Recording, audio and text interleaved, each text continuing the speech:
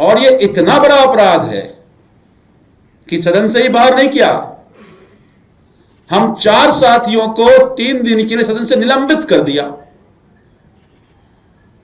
मैं, जर्नैल भाई, कुलदीप भाई जो कुंडली से विधायक हैं, सोमदत्त भाई जो सदर से विधायक हैं, ये इतना बड़ा अपराध है कि एलजी साहब के पास फॉर्मूला है तो हम पूछे नहीं उनसे।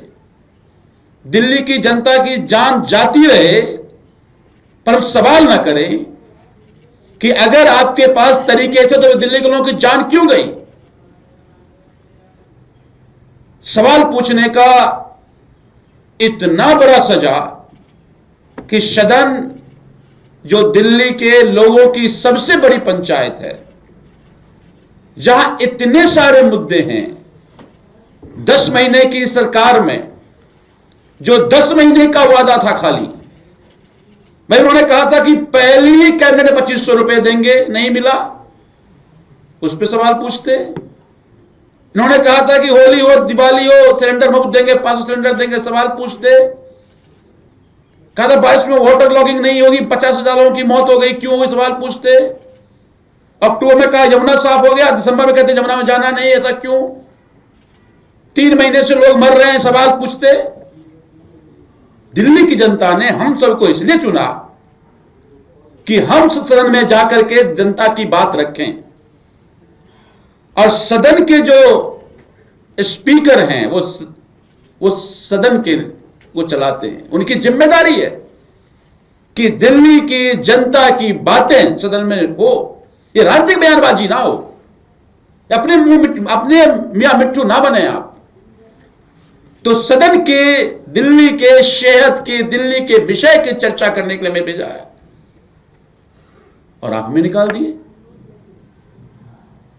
तो आप हमें निकाल दो, हमें सब, अगर दिल्ली की प्रदूषण खत्म हो जाता है हमारे सभी साथियों को निकाल दो, लेकिन हमारे निकालने से दिल्ली का प्रदूषण खत्म नहीं होगा। यह अत्यंत शर्मनाक है जो आज अध्यक्ष जी ने आज जो निर्णय सुनाया है। सवाल पूछना गुनाह नहीं है, लेकिन आप भले ही हमें निकाल दो, हम आपसे सवाल पूछते रहेंगे। जो सदन में हमारे साथी है वो ही पूछेंगे कि 55 लोगों की जान क्यों गई, किसकी जिम्मेदारी है ये।